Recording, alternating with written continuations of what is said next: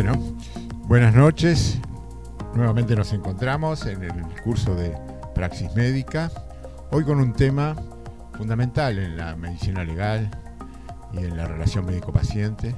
La regla, el instrumento que hace evidente si el paciente tiene y puede ejercer su derecho a autonomía, y que se llama consentimiento informado. Vamos a ver algunas cosas interesantes, importantes y bastantes conceptos que serán un repaso para muchos de ustedes.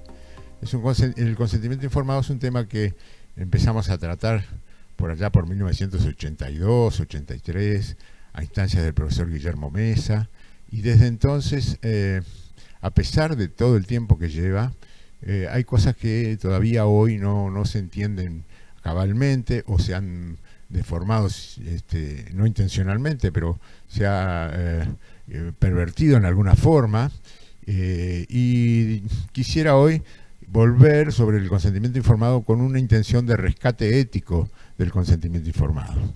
Vamos a ir viendo las distintas diapositivas. Primero y que nada, el concepto del término. Consentir sería un acuerdo entre voluntades, entre partes. Se ha tomado como consentimiento informado lo que en realidad es un poco una redundancia, porque para consentir hay que tener previamente información. Por lo tanto, también se le puede llamar consentimiento a secas o consentimiento médico, o consentimiento válido. Una de las prerequisitos de validez es que sea informado. Quizás el término se extrapoló mucho del uso anglosajón, pero incluso lo ha recogido nuestra legislación. Las leyes que hacen referencia al consentimiento médico le llaman consentimiento informado, lo mismo que los decretos. Así que bueno, se ha impuesto ese término. Consentir entonces es un acuerdo, es un poco más que asentir, porque asentir es la simple aprobación de una propuesta. Nosotros creemos que aquí ya tenemos que rescatar el primer concepto importante. No es solo aprobar una propuesta, es también comprometerse con la propuesta. Así que bueno, el término más difundido, consentimiento informado, y es ese compromiso con la propuesta que se nos hace desde el equipo de salud, que puede ser tanto de índole diagnóstica como terapéutica, como de ensayo clínico, de investigación, de docencia. Tienen muchos aspectos donde el consentimiento informado es una regla capital. ¿Cómo lo podríamos definir conceptualmente? La adhesión libre, ven ahí está otro de los requisitos, que sea realmente libre, racional, razonada por parte de una persona a un procedimiento que le plantea el equipo médico tratante, relativo al diagnóstico, al tratamiento, al pronóstico, a la experimentación. Hablamos también de la investigación, y siendo la persona capaz para dar ese aval, digamos, esa autorización, es decir, una persona capaz, civilmente capaz, competente, que reciba información adecuada y que esté libre al momento de decidir, que no sea coaccionada. Por lo tanto, prerequisitos: información, decisión informada, rechazo informado, serían las distintas formas de llamar a ese requisito de información previa. Implica recibir esa información en tiempo y forma, con capacidad de comunicar de quien la transmite, con comprensión, con valoración, con un razonamiento de las consecuencias. Eso exige cierto grado de maduración. Vamos a ver qué pasa, por ejemplo, con los menores, con capacidad de juicio y de decisión. O sea que para consentir hay que sopesar esa información. ¿Sopesar qué? Los riesgos y los beneficios, fundamentalmente, y conocer si hay alternativas que a veces son tan válidas como la propuesta. En general se presume que la proposición es mejor, pero miren que en medicina suele suceder que distintos caminos hacia distintos terapéuticas pueden tener resultados más o menos equivalentes. Entonces el paciente decide, asiente o rechaza en forma libre, sin presiones. En la urgencia y en la emergencia, ¿será posible esto? No hay suficiente tiempo. Quizás en la urgencia sí, pero en la emergencia es una de las limitantes, desde ya la planteamos, o la repasamos, la recordamos, una de las limitantes más categóricas para el consentimiento. Se debe actuar para no perder tiempo, para no perder la vida del paciente, y ahí actuar con criterio médico, y ahí se puede decir que todavía se actúa con paternalismo médico. El consentimiento es la llave de la autonomía. Hay quien ha dicho que es la llave de la puerta de entrada de la bioética, de los principios bioéticos, pero fundamentalmente del principio de autonomía. Bien, pero tiene mucha relevancia en las relaciones jurídicas. ¿Por qué? Porque el consentimiento es la norma garantizadora de la libertad del paciente. Tal cual, así como acabo de decirlo, fue la definición que diera Alberto Bueres en un congreso ya hace muchos años, cuando se le preguntó cómo definiría el consentimiento informado. Y simplemente es la norma garantizadora de la libertad del paciente, libertad para consentir o para rechazar. Y eso tiene una gravitación en las relaciones jurídicas de mucha importancia. Lo ubicamos en las relaciones jurídicas, muchos lo ubican a nivel del derecho del consumidor.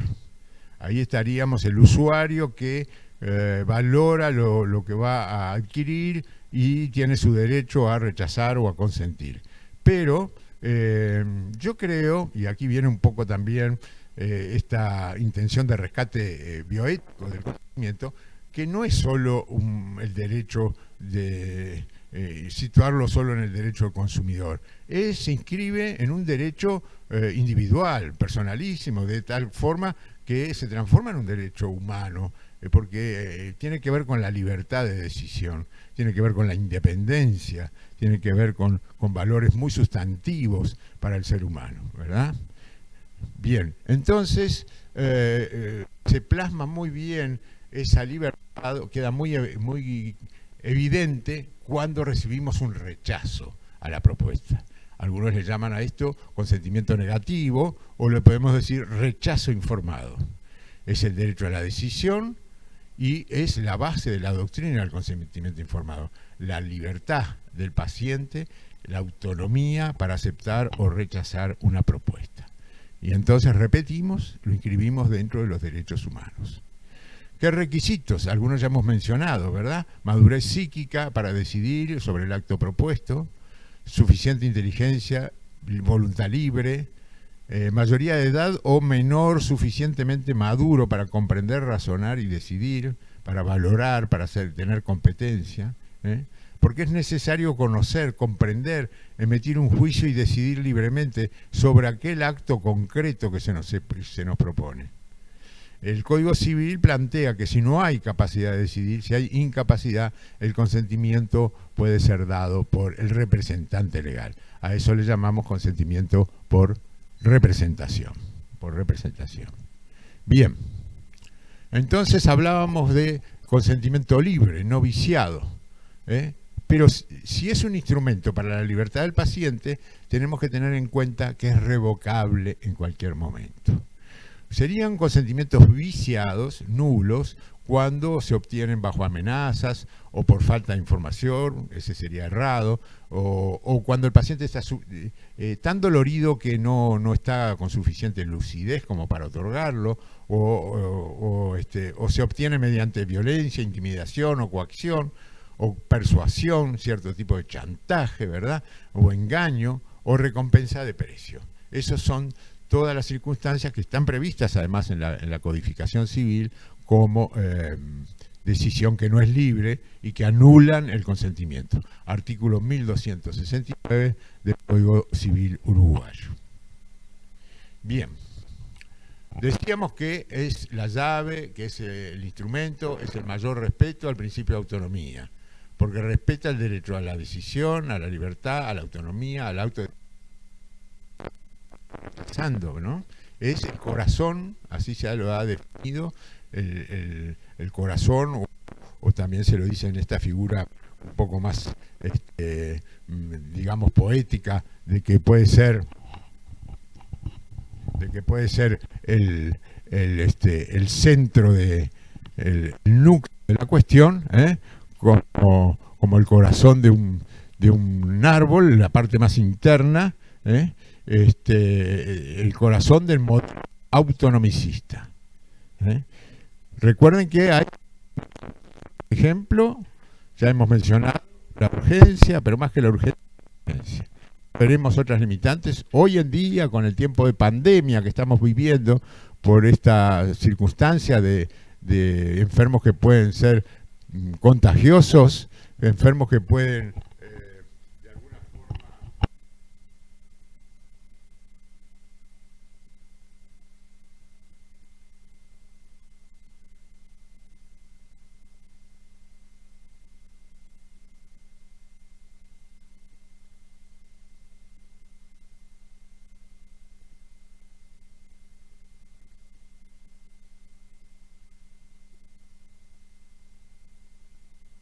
ahí, estaba sin batería. ¿Lo anterior se escuchó o empiezo? Volvemos. Les decía que el consentimiento informado es el corazón del modelo autonomicista de la relación médico-paciente, de la autonomía del paciente. ¿Ah? Y nos preguntábamos, ¿esa autonomía no está recortada en la urgencia y en la emergencia? Sí, por supuesto, más en la emergencia que en la urgencia. Y también en las enfermedades infectocontagiosas.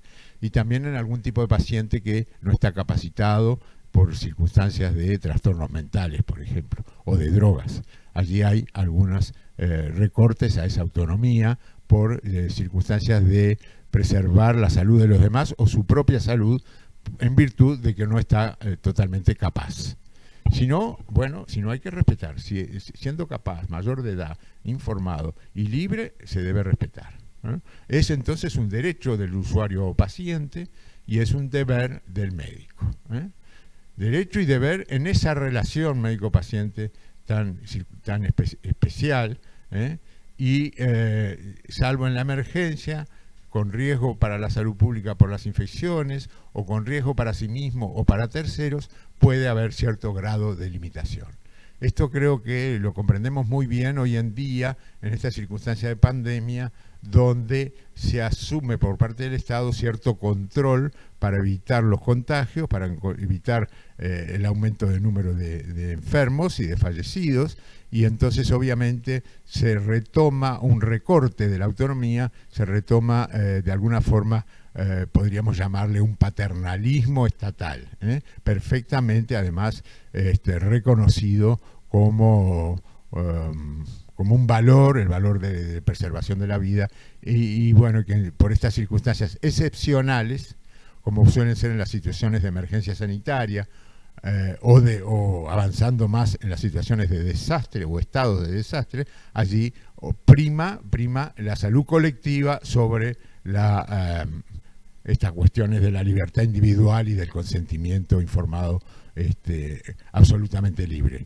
Podemos recibir en estas circunstancias de excepción normas y disposiciones, reglamentos, protocolos que nos obliguen a determinadas conductas y no ser absolutamente o totalmente autónomos como seríamos en las circunstancias normales. Pero es una situación de excepción, incluso de excepción jurídica.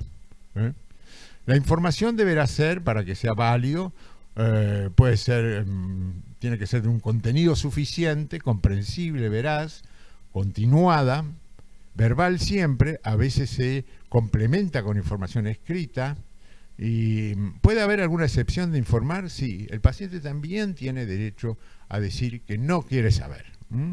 Y ahí, bueno, ya lo prevé la ley 18335, en el sentido de que cuando él está incapacitado o no quisiera saber, preguntarle o ver quién lo puede representar o a quién podemos informar, a quién se informa.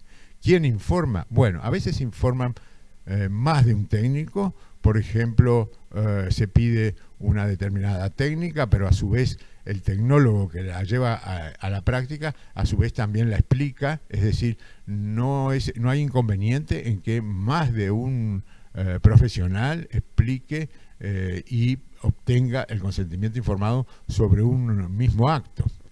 El derecho a una segunda opinión también es abierto por este tema del consentimiento informado, porque el paciente, una vez que recibe la información, puede solicitar que quiere saber más y que quiere recoger una segunda opinión. Así que es un instrumento muy válido también para esa libertad del paciente de consultar a otro técnico, ¿eh?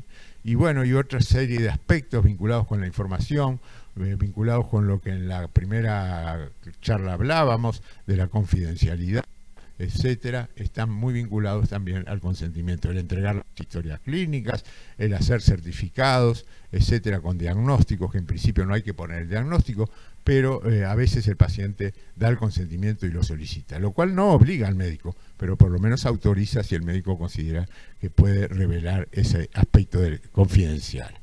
Bien. El contenido de esa información, lo primero que nada hay que informar sobre la propuesta de qué naturaleza es, si es de diagnóstica o terapéutica. En segundo lugar, hay que informar los beneficios y los riesgos, en balance para que pueda, a su vez, emitir un juicio. Hay que informar luego si existen otras alternativas. Y, finalmente, cuál es el pronóstico en caso de aceptarse y en caso de no aceptarse lo propuesto. Muchas veces el paciente está un poco ansioso y acelerado en el sentido de invertir este orden que damos los médicos y preguntarnos de entrada el pronóstico. Como primer paso el pronóstico. Tenemos que no quedarnos solo con el pronóstico, sino que informar todos los pasos anteriores que hemos mencionado. Respecto al contenido, se ha estado bastante de acuerdo en que aquellas cosas frecuentes deben ser informadas, pero incluso también las excepciones cuando son graves, cuando son consecuencias poco frecuentes, pero que conllevan una gravedad importante, creemos que allí también se las debe mencionar. Y ni que hablar si es un ensayo terapéutico, ahí la información debe ser completa, tal como viene siendo ya desde hace muchos años, bueno, inmediatamente después de la posguerra, con la declaración de Helsinki, con el Código de Nuremberg primero y la declaración de Helsinki después, que en los ensayos terapéuticos o en cualquier investigación científica, la información y el consentimiento debe ser absolutamente, totalmente informado. Pero información comprensible, ahí está la capacidad de comunicar, información veraz. Y en general en un proceso continuo, continuado. Por eso en principio resistíamos y no estábamos muy de acuerdo con los formularios de consentimiento. Ya veremos por qué, pero una de las cosas era esta, es decir, el formulario informa sobre una técnica, sobre un aspecto puntual, pero la información va a tener que ser de forma procesal, de forma continuada. Y además, el otro problema que vemos frecuentemente en los formularios es que están hechos con un espíritu de medicina defensiva, a la defensiva, muchas veces hechos por letrados, por abogados, y se va perdiendo el espíritu de la relación humana, de la relación ética que subyace en el consentimiento informado. Se lo toma más como un instrumento jurídico defensivo, que después de todo tampoco lo es, porque puede seguir habiendo responsabilidad médica siempre si se comete alguna culpa en el sentido de negligencia, impericia, imprudencia, no es válido escudarse en que había un consentimiento. El consentimiento es para advertir sobre efectos secundarios o efectos indeseados, pero dentro de la actividad médica lícita, no en la actividad médica culposa. Así que la responsabilidad permanece intacta de cualquier forma. Y yo creo que además de interpretarse un poco mal en ese sentido, el formulario de consentimiento, además de ser hecho muchas veces por el abogado y perder un poco este espíritu de relación humanística, además el consentimiento, los formularios no siempre son buenos. A veces tienen poco espacio para escribir, para ver al paciente, como decíamos en la primera charla de este curso, la medicina centrada en la persona y ver al paciente, y en realidad son casi que un requisito administrativo. Tenemos que luchar contra eso, no debe ser un requisito administrativo. El consentimiento no es eso, eso en todo caso es un mal registro del consentimiento. El consentimiento es ese diálogo, ese compromiso del paciente con lo propuesto, y que finalmente se registra. Obviamente es obligatorio escribirlo y registrarlo, pero se puede registrar en forma manuscrita o se puede registrar en formularios que sean más abiertos, con más espacios para representar mejor la posición del paciente. A tal grado es esto que en Escocia los colegas se ha difundido, se sabe que después que le explican al paciente, le piden al propio paciente que escriba a él el consentimiento. O también se le hacen esquemas, dibujos, se le explica, si es una intervención quirúrgica, cómo va a ser la técnica, en forma lo más comprensible posible. Pero muy interesante eso de que el propio paciente pueda escribir lo que él entendió y otorgar su consentimiento escribiéndolo él. Bien, entonces, información expresa, verbal, complementada de información escrita y registrada en la historia clínica. Se ha confundido esto del registro con el consentimiento. Una cosa es el consentimiento y otra es el registro. El registro puede ser, como decíamos, manuscrito o en la historia informatizada, pero sin formulario o con formulario. Los resultados de los formularios son bastante dudosos en cuanto a su real transmisión de lo que es el consentimiento. Limitantes. Excepción a no informar. ¿Cuándo podemos no informar? Bueno, cuando el propio paciente renuncia a la información o cuando es una verdadera emergencia o extrema urgencia, que no hay tiempo, o cuando hay necesidad de un beneficio terapéutico para otras personas o de preservar la salud de los demás, en los casos de infectocontagiosos, en los casos de pacientes psiquiátricos descompensados con peligro para sí mismos o para otros. Allí tendríamos que actuar aún sin que sea tomada como válida la posición del paciente, porque muchas veces tiene inconsciencia o no tiene conciencia mórbida, no tiene conciencia de lo que le está pasando. Bien. Y en principio decimos que siempre se informa al paciente y a veces al representante legal. ¿Quién informa? El médico responsable y el que realiza la actuación. Como decíamos, a veces hay de un mismo procedimiento más de una información. El derecho a segunda opinión ya lo hemos tratado. Se fortalece con este instrumento del consentimiento informado. Lo debemos ver como que fortalece la relación médico-paciente y no como un impedimento, complementa las posibilidades de mejor atención y en general se plantea cuando la decisión es difícil para el paciente. Otro aspecto colateral del consentimiento es que permite identificar bien quiénes están en este proceso asistencial, identificar a todos los técnicos adecuadamente. Bien. Por representación. Bueno, puede ser por enfermedad del paciente, sí, cuando está incapacitado civilmente, cuando tiene incapacidad de decidir en las emergencias, por anemia aguda, por exsanguinación, por dolor, por distintas circunstancias, cuando hay dudas sobre su capacidad, sobre todo eso se ve en las urgencias, o cuando es menor de edad. Bueno, ustedes saben que la mayoría de edad en nuestro país se establece a partir de los 18 años. Pero existe un grupo que se denomina y se hace hincapié en la doctrina de la adquisición progresiva de la capacidad o de la madurez, que es el grupo llamado de menores maduros, ni que hablar los menores emancipados, es decir, en general son adolescentes de más de 13 años.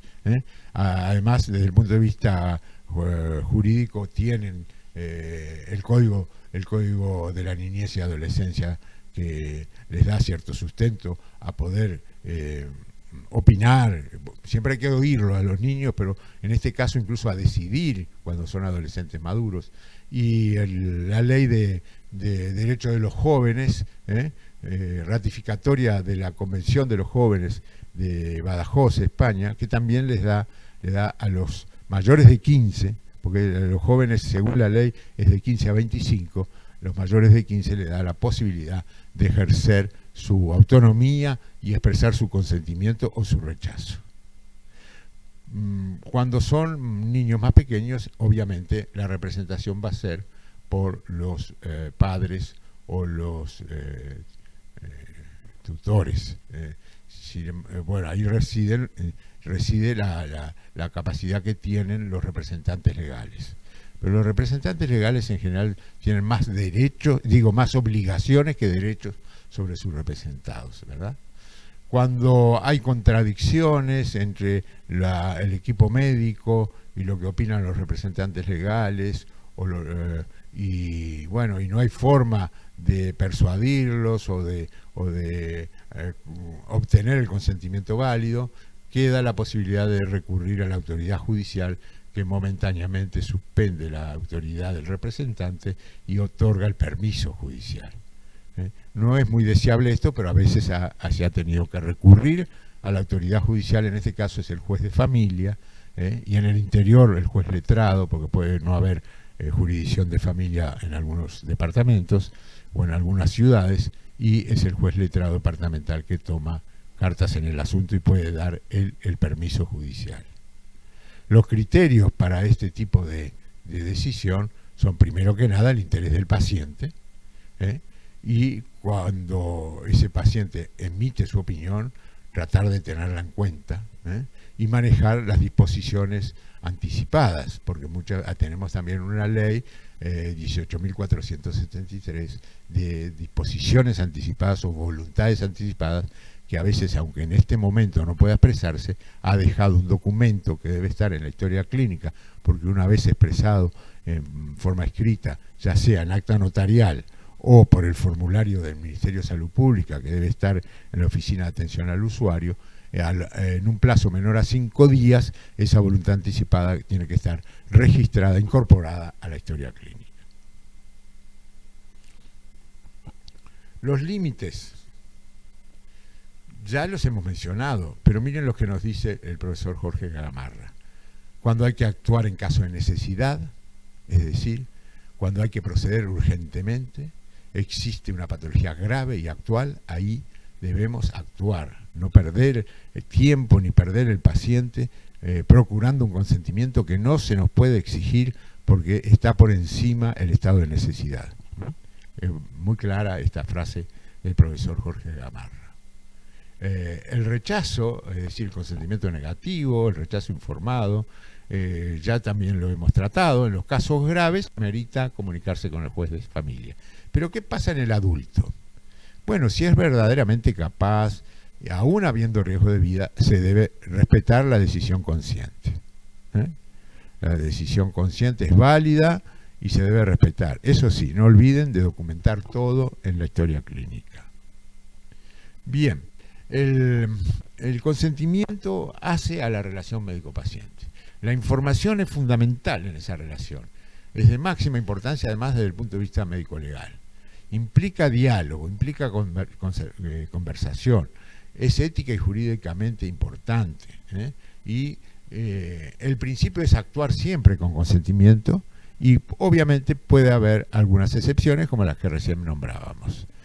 La base legal de esta necesidad de tener la opinión libre del paciente y su asentimiento y su validación está desde el orden constitucional al Código de Ética del Colegio Médico del Uruguay, pasando por la Ley de Derechos de los Pacientes, 18335, el decreto 258 del año 92, artículo 36, ya mencionaba aspectos del consentimiento, el decreto del marco regulatorio de la actividad médica, y el artículo 190 es el del Código de Ética del Colegio Médico del Uruguay, en la clase anterior ya les habíamos mencionado la importancia de que además es ley. Bien, un concepto jurídico interesante. ¿Recuerdan ustedes lo que es la lex artis? Es aquel actuar técnicamente adecuado frente a un paciente en una circunstancia dada de tiempo y lugar. Bueno, ese actuar técnicamente adecuado, en alguna época se dijo, bueno, el equipo médico o el médico concreto actuó bien, lo único que le faltó es el consentimiento informado. Hoy esto ha cambiado, el consentimiento informado se incorpora a la Lex Artis y entonces no se actúa bien si se actuó sin consentimiento. No es posible decir se actuó técnicamente bien, lo único que faltó fue el consentimiento informado. Si faltó el consentimiento, no se actuó en forma correcta, salvo que sea en esas circunstancias de excepción ya mencionadas de la emergencia, los infectos contagiosos o los que han perdido la libertad frente a una droga o tienen un trastorno mental incapacitante. El consentimiento no es que uno delegue las responsabilidades al paciente, sino que en todo caso el paciente se compromete y nos comprometemos con él de la misma forma, con las mismas responsabilidades. La Lex Artis entonces incorpora el consentimiento dentro de su concepto, pero bueno, están los límites, ya habíamos hablado. A veces en la emergencia se actúa con cierto grado de paternalismo, pero siempre que se pueda reconocer la autonomía hay que hacerlo. Se ha integrado, repito, el consentimiento a la Lex Artis. La ley de derechos de los pacientes, fíjense ustedes, que sin mencionar explícitamente la palabra, dice, define lo que es un usuario, lo que es un paciente, y dice que en casos de incapacidad o imposibilidad de ejercer sus derechos, será el cónyuge o concubino o el pariente más próximo el que los represente. Aquí puede haber entonces una base legal para el consentimiento por representación cuando el paciente está incapacitado. Por ejemplo, en esas situaciones de emergencia. Si hubiera un pariente, habría que informarlo. Y en el artículo 11 sí habla específicamente del consentimiento, porque dice que todo procedimiento de atención médica será acordado. Un acuerdo es un pacto, una transacción entre partes, y que el consentimiento informado del paciente a someterse a procedimientos diagnósticos y terapéuticos estará consignado en la historia clínica en forma expresa. O sea que cuando refiere al acuerdo está haciendo mención del consentimiento informado. Nos hubiese gustado, en lo personal me hubiese gustado más que además de decir, primero no me gusta el verbo someterse, ¿no? El paciente a someterse. No es que lo sometamos, pero bueno, está usado ese término, ese verbo. Someterse a procedimiento, como antes se decía, sanción quirúrgica. No es quizás el término más adecuado hoy en día. Pero bueno, así está en la ley, someterse a procedimientos diagnósticos y terapéuticos. Les decía que me hubiese gustado personalmente que además incluyera terapéuticos de investigación, ensayos terapéuticos y hasta de docencia, porque cuántas veces a un paciente lo llevaríamos a un anfiteatro para ejercer docencia con él y ahí tiene que dar su consentimiento, o a examinarlo frente a otro, tiene que estar informado de que los estudiantes son los que lo van a explorar y dar su consentimiento. Y bueno, como decíamos al inicio, el consentimiento, dice la ley, puede ser revocado en cualquier momento. Está muy bien esto porque no puede quedar preso de una decisión que es en favor de la libertad, por lo tanto lo puede revocar en cualquier momento. El paciente tiene derecho a negarse a recibir atención médica, a que le expliquen las consecuencias de la negativa para su salud, y cuando mediaren razones de urgencia o emergencia o de notoria fuerza mayor, por ejemplo, en las infectocontagiosas, agregaríamos ahí, entre paréntesis, que imposibiliten el acuerdo requerido o cuando las circunstancias no permitan la demora por existir grave riesgo de la salud del paciente o cuando se esté frente a patologías que impliquen riesgo para la sociedad que integra, se podrán llevar adelante los procedimientos, de todo lo cual se dejará precisa constancia en la historia clínica. O sea que la ley nos está dando un basamento para lo que veníamos hablando de actuar en algunas circunstancias excepcionales sin la expresión de la voluntad del paciente. Porque no es libre, porque no es una voluntad válida. Bueno, es un acto dialógico, lo hemos dicho varias veces, se debe quedar documentado y si bien no es un documento en sí mismo, no nace como documento, se transforma luego en un documento médico-legal al quedar incorporado en la historia clínica, ya sea mediante formulario o mediante escritura, es la documentación secundaria de lo que se conversó, se dialogó, se optó, se asintió y por lo tanto finalmente se transforma en una documentación obligatoria. Ese registro, tal como lo dice el decreto reglamentario de la ley 18335, el decreto es el 274/2010, en el capítulo tercero, a partir de los artículos 25 y siguientes, reglamenta cómo se debe escriturar y registrar el consentimiento informado. Hace especial hincapié en las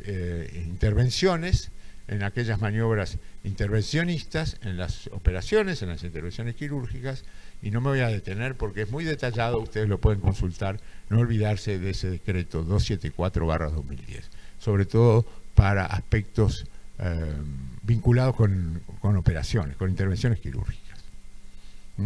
Allí lo tienen, yo se los voy a dejar. Vieron que la información debe incluir desde la identificación de la persona, el objetivo, los beneficios, las consecuencias, los riesgos más frecuentes. Miren qué interesante el literal, E y el F, yo se los mencioné, los riesgos frecuentes, pero también los poco frecuentes cuando sean de especial gravedad. Eso está en el decreto. Los riesgos personalizados para esta persona, porque puede tener determinados antecedentes patológicos, determinadas idiosincrasias que hacen que haya que informar de determinados riesgos para esa y no para las demás personas. Cursando una patología similar puede haber diferencias. La advertencia sobre restricciones a su estilo de vida, es decir, hay que informar sobre las secuelas, sobre las posibilidades de una vida autónoma o no, la necesidad de ayuda de terceros, etcétera, cómo va a quedar, digamos, después del procedimiento. Y finalmente también informar sobre procedimientos alternativos. Lo hemos mencionado, los alternativos a veces pueden ser casi que del mismo valor que la propuesta. Y el artículo 26 nos habla de que toda esa información mencionada en el artículo anterior, como mínimo debe tener todos esos datos, una serie de datos importantísimos donde está haciendo hincapié al consentimiento, ¿verdad? Al consentimiento registrado, escrito, firmado. Entonces, para finalizar, yo me gustaría terminar esta parte, esta conferencia, con la definición de Alberto Boeres. Es el consentimiento la norma garantizadora del paciente. Hay una foto ya de hace pasado crono, a la izquierda, y al centro hay un abogado civilista muy importante de Uruguay, que es el doctor Arturo Caumont, y Alberto Boeres es el que está a la derecha de la imagen. Bueno, por aquí terminaríamos con este repaso de los conceptos más importantes, a mi modo de ver, del consentimiento, con ese rescate ético de este instrumento, de esta regla de la bioética. Si el tiempo nos da unos minutos más, podríamos ver algunos conceptos de cómo es hoy en día la relación médico-paciente, que tiene mucho que ver con esto. Entonces pasaríamos a ver si podemos colocar otra presentación, colocar la otra presentación para ayudarnos con los diapositivos. Va a ser también a modo de jerarquización de los aspectos más importantes vinculados con la relación médico-paciente. Nos llevará una media hora más, y con esto creo que podríamos dejar, para que sea un curso medianamente ágil y no tan cargado de cosas, podríamos dejar por hoy, finalizar con este aspecto de los conceptos de la relación médico-paciente. ¿Comenzamos? Bien. Es cierto, dice Alberto Agres, que la medicina hoy es más científica, más ética, más jurídica, más económica, aspectos financieros también vimos en la primera clase, más organizada y más controlada, pero menos medicina. Él ahí lo ve con una cierta nostalgia, parece, porque termina diciendo: lo deseable es que la medicina sea más, pero sin ser menos, que no pierda el carácter de ciencia vinculada al humanismo, ¿verdad? Ciencia y arte. más científica, pero también no perder el arte de la práctica. Bien, entonces con esa introducción, ese prefacio de Alberto Agres, fallecido no hace mucho, académico de la Academia Nacional de Medicina de Buenos Aires, entre otras cosas, vamos a ir entrando en lo que es la relación asistencial. Vieron que ya hay tendencia a no llamarla más relación médico-paciente, porque incluye más gente, incluye otros profesionales, y no solo al paciente. Relación asistencial, quizás sí, porque tiene que ver con la institución, con los funcionarios no técnicos, con los dependientes, auxiliares, con todos, con los médicos, con los llamados usuarios, que son los que tienen derecho a atenderse, con los llamados pacientes, que son los que están en el proceso de atención, y con los familiares. Relación clínica también se le ha llamado, pero la relación clínica parece que dejaría un poco por fuera ciertos otros participantes. Entonces, en lo personal, preferimos llamarle relación asistencial. Es la antigua relación médico-paciente. Pero existe una verdadera relación médico-paciente si el vínculo implica no más de 10 minutos. Si los pacientes van saltando los pacientes van de un médico a otro, pacientes y médicos nómadas. Existe lo que dice Luis Portes de un verdadero encuentro entre una confianza y una conciencia. Bueno, ojalá que esté equivocado, pero me parece que muchas veces ni siquiera se da una verdadera relación asistencial o relación médico-paciente. Tenemos que procurar que sea un encuentro entre una confianza y una conciencia. La confianza que deposita el paciente, con la cual abre su intimidad, da confidencias, expresa lo que siente, con total confianza, y la conciencia del médico respecto a los aspectos técnicos y humanos de esa relación. Es una relación entonces humana, técnica y a su vez jurídica, ética y jurídica. Yo sé que es quizás un poco duro o chocante decir que es una relación jurídica, pero lo es, porque es un contrato. Es una relación de consumo o una relación contractual. No me gusta mucho, en lo personal, llamar la relación de consumo, porque sería un usuario que va a consumir un servicio. Yo creo que tiene mucho más que eso. Lo que tiene lo podemos resumir en que tiene aspectos humanísticos. Es una relación humana muy trascendente, con aspectos éticos, y que no es simplemente una relación de consumo. Portes lo señalaba ya hace muchos años, en 1954, cuando empezaba a la búsqueda de una ética médica. Y Patrick Loiret complementaba diciendo: no hay medicina sin confianza, confidencia sin confianza y confidencia sin secreto. Nuevamente aquí aparece el tema del secreto y la confidencialidad. ¿Cómo se presenta el paciente ante la medicina? Bueno, puede venir con fe o con miedos, con muy malos o muy buenos recuerdos, con experiencias propias o que le han contado, de amigos, de parientes, con prejuicios. A veces cree en la medicina pero no cree en los médicos. El paciente suele venir acompañado de un cúmulo de fantasías, de información, de prejuicios más o menos estructurados. Pero ahí puede, en general, esquemáticamente, conducirse por dos vertientes.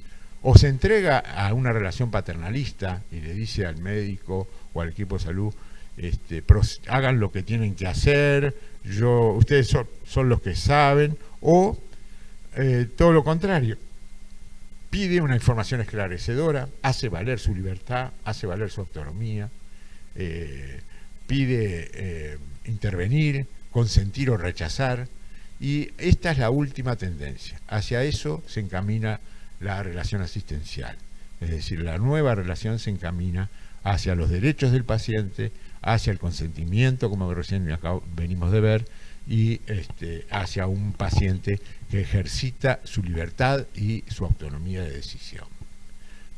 Entonces podríamos esquemáticamente trazar dos modelos: el tradicional paternalista, también llamado hipocrático, y el nuevo autonomicista. que respeta la autonomía del paciente. En el tradicional es evidente que la relación es asimétrica.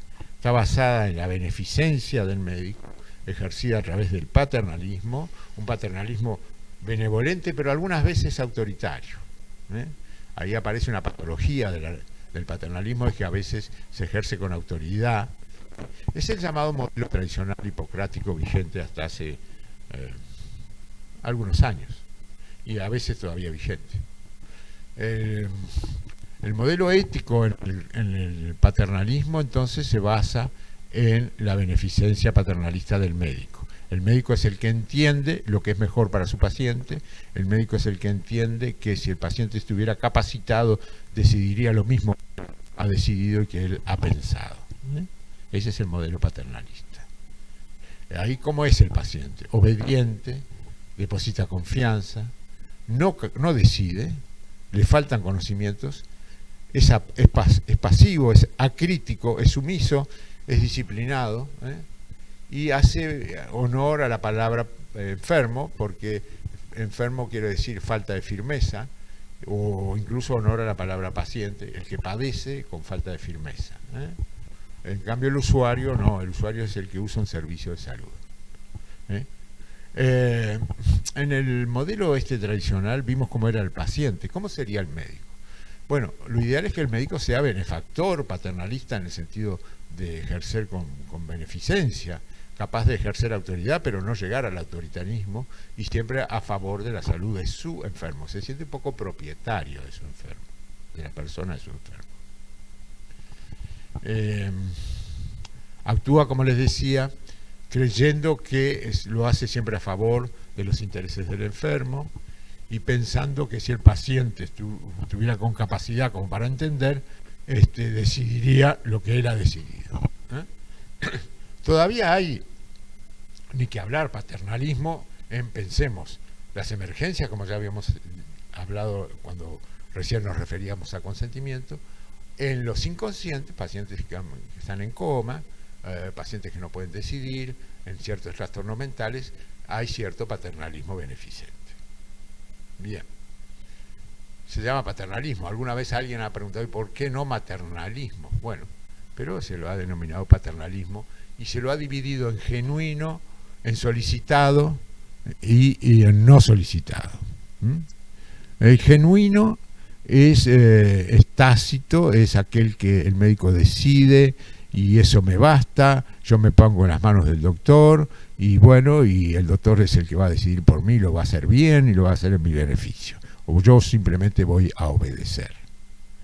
El solicitado es, yo le pido al doctor que a pesar de que tengo autonomía, autorizo que actúe, pero que actúe bien, que actúe como un buen padre de familia. Pregunto al principio, después ya no pregunto ni cuestiono, pero hago un trato con el médico a través de un paternalismo que estoy solicitando. Y el no solicitado es aquel que a veces aplica al médico buscando el privilegio terapéutico. Cada vez menos esto sucede, pero es aquel que no le informo, porque si le informo le hago más daño. Si le informo se va a asustar, si le informo va a rechazar, si le informo se va a suicidar.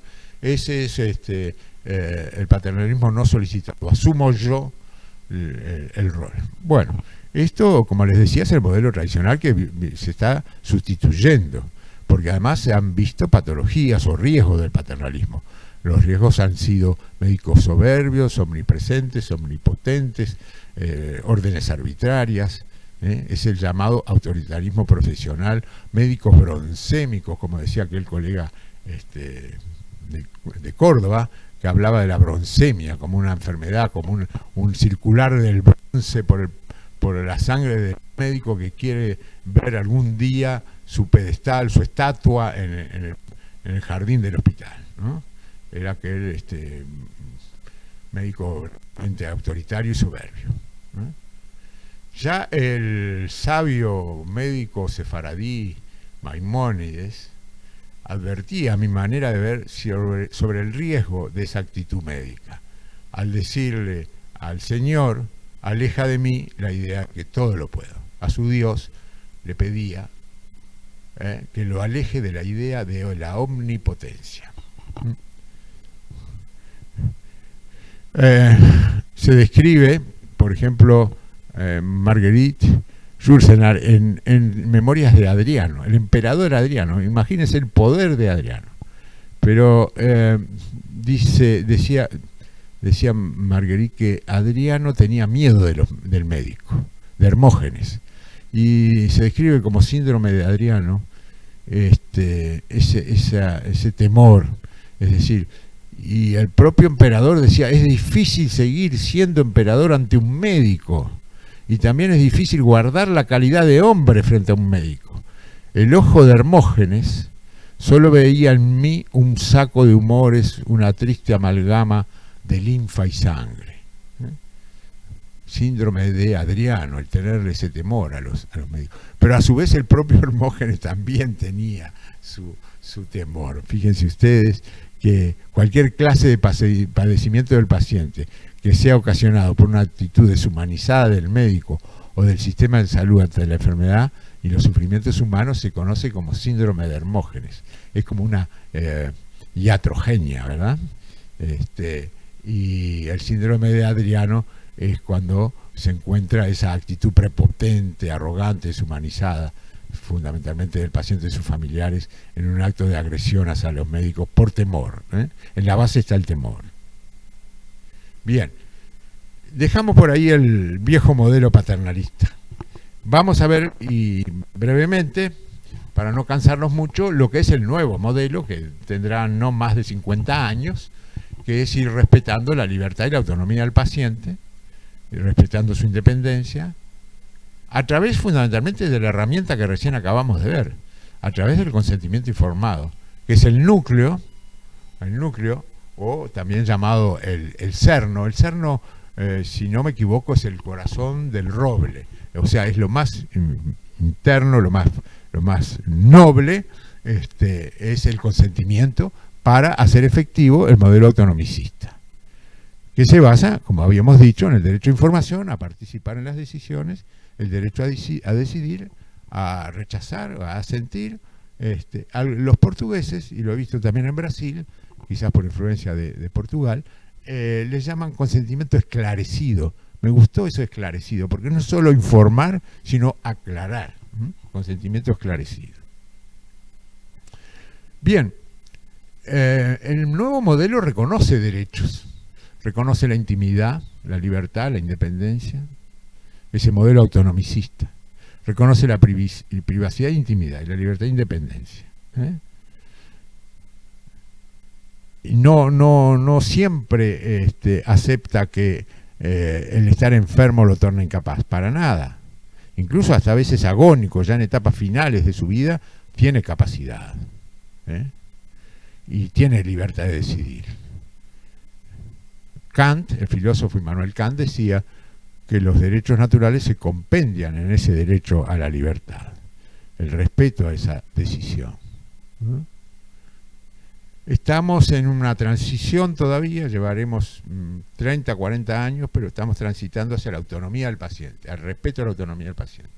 Es un viaje que va del paternalismo a la autonomía, constituyendo la autonomía el fin último, el telos, y a medida que aumenta la capacidad de autonomía del paciente va disminuyendo el paternalismo médico. Hay normativas, acá vienen los aspectos médico-legales, hay normativas que van a favor de este modelo, de este nuevo modelo. Uno, ya lo vimos, lo acabamos de ver, el consentimiento. Es la llave que lleva del paternalismo a la autonomía. El principio ético de la autonomía, las actitudes deliberativas, tienen en la teoría del consentimiento el proceso y del proceso comunicativo una de las expresiones más fuertes y más ricas, más granadas, dice Pablo Simón Lorda. Lo mismo Galán Cortés hace énfasis en el modelo pluralista de varios códigos morales y no el esquema autoritario de moral única de quien decide por los demás. Es más democrático el nuevo modelo, es más horizontal. Es el concepto de autonomía, el rasgo propio del ser humano de ser fiel a su propia ley moral. Y la tolerancia de los demás de aceptar la discrepancia. La única limitante de la autonomía es el derecho de terceros. Recuerden lo que hemos dicho, que hoy, en este momento con la pandemia, hay algunas limitantes a ese derecho de autonomía total, por no lesionar a terceros. Es en medicina, por ejemplo, entonces, no ser contagiados y muchas veces reconocido por leyes. Con respecto a la pandemia, está la ley que creó el Sistema Nacional de Emergencia, reconoce que el Poder Ejecutivo, a través del Ministerio de Salud Pública, puede dictar normas que nos limiten en algunos aspectos, llegar al confinamiento o a la cuarentena obligatoria. Y lo mismo la Ley Orgánica de Salud Pública, la 9202, tiene sus artículos cuando habla de emergencia sanitaria, de pandemia y de enfermedades cuarentenables. Así que ahí es una autonomía recortada por un estado de necesidad o de excepción. ¿Qué sería la autonomía? Es la potestad moral de un individuo de decidir libremente cómo gobernar su propia vida en todos los aspectos, mientras no interfiera con el proyecto vital de semejantes. Siempre hay alguna clase de límite, ¿verdad? Bien. No se puede negar que una persona tenga autonomía, salvo que tenga algo que adolezca algún trastorno mental evidente o alguna situación urgente de incapacitación. Si no, por el hecho, por ejemplo, de no ser bien integrado socialmente, de ser vulnerable, marginado, para nada pierde su autonomía. Para nada, ¿verdad? Hay que escucharlo si tiene capacidad de decidir y de recibir información como cualquier otro individuo. Cuando el individuo se ha vuelto constitucionalmente disautónomo, puede ser declarado incapaz o, en razón del momento, el médico valorarlo como que está incompetente. Y en ese caso debe ser debidamente representado. El consentimiento es la base para esto, ya lo dijimos. Es una de las aportaciones más importantes a la teoría de los derechos humanos, según nada menos que Diego Gracia Guillén, que es uno de los bioeticistas más importantes del habla hispana, fallecido no hace demasiado, Diego Gracia Guillén, que muchos lo han conocido, han aprendido de él. El consentimiento informado entonces es un acto clínico, indisoluble al acto médico, y que no puede ser sustituido, dice Diego Gracia, meramente por un acto formal de carácter administrativo. Un poco lo que habíamos expresado en nuestra anterior intervención. Las leyes fundamentales ya las vimos, recuerden, la de derecho de los pacientes, el decreto reglamentario y la ley del Código de Ética, 19.286. Son todas leyes que apuntan hacia el mismo objetivo. Son leyes que podemos llamar de derecho médico y que apuntan hacia el reconocimiento del modelo autonomicista, dejando atrás el modelo paternalista, donde decidía el médico y el paciente obedecía sin cuestionar nada. Bueno, creo que por hoy hemos visto consentimiento y esta nueva relación médico-paciente que hace pie y se fundamenta en pilares como son la autonomía y el consentimiento para plasmarlo. Y no olvidarse del registro de la historia clínica, que fue el tema por el que empezamos este cursillo, este curso. Primero vimos historia clínica y ahora autonomía y relación médico-paciente. Bueno, seguiremos en 15 días. Y muchas gracias por vuestra atención. Espero que sea de cierta utilidad lo que estamos transmitiendo, que tratamos de que sean cosas conceptuales y prácticas de la medicina legal.